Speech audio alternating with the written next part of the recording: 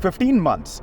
15 months after the Chinese ambassador to India, Sun Weidong, vacated his post in October 2022, Beijing may finally send an ambassador to India.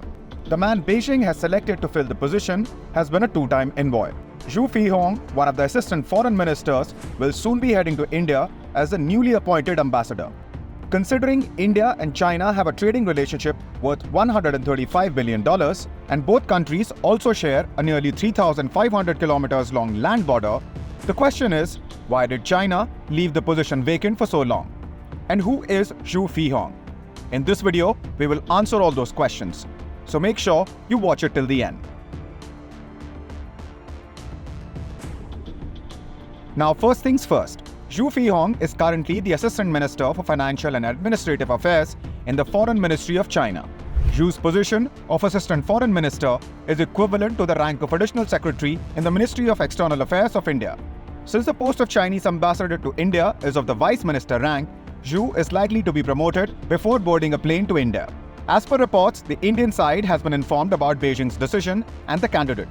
While it was earlier expected that he could be arriving as early as around the Chinese Spring Festival next month, as of now, the timeline is not clear. Born in 1964, Xu is a Han Chinese. A university graduate, Xu has been the Chinese ambassador to Afghanistan between 2011 and 2013 and the Chinese ambassador to Romania between 2015 and 2019. China's last ambassador to India, Sun Weidong, left his position in October 2022 after working in India for 3 years.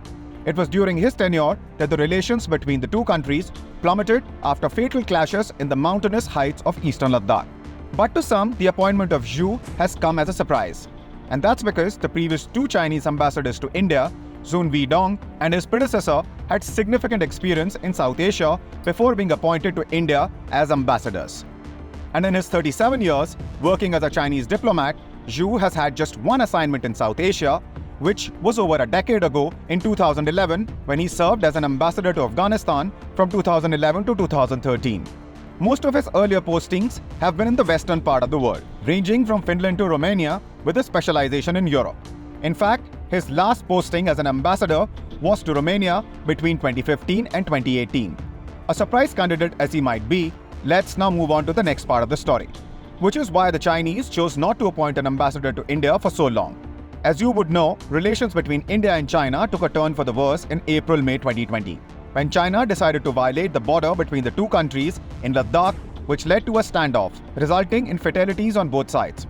The deadliest conflict between the two countries took place on June 15th, when Indian and Chinese troops engaged in a hand-to-hand fight at the Galwan Valley, which led to the death of 20 Indian soldiers. Since then, at least 20 rounds of military-level talks and 13 rounds of Foreign Office-led discussions have been held between the two countries.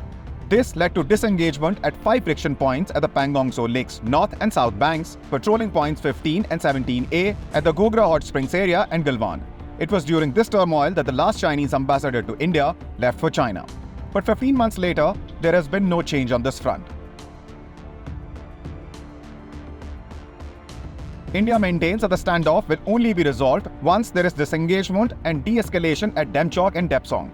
China, however, has been saying that alteration in status quo after May 2020 has nothing to do with these two areas and has been asking for normalization of ties and to go beyond the border dispute. But India remains steadfast in its demand that the standoff must be resolved first. With India not relenting, it seems China is doing what it can to normalize the ties. Many experts are of the opinion that this is a step in that direction. What do you think about this story? Don't forget to share your opinions with us in the comment section. Please like and share this video and subscribe to The Mint.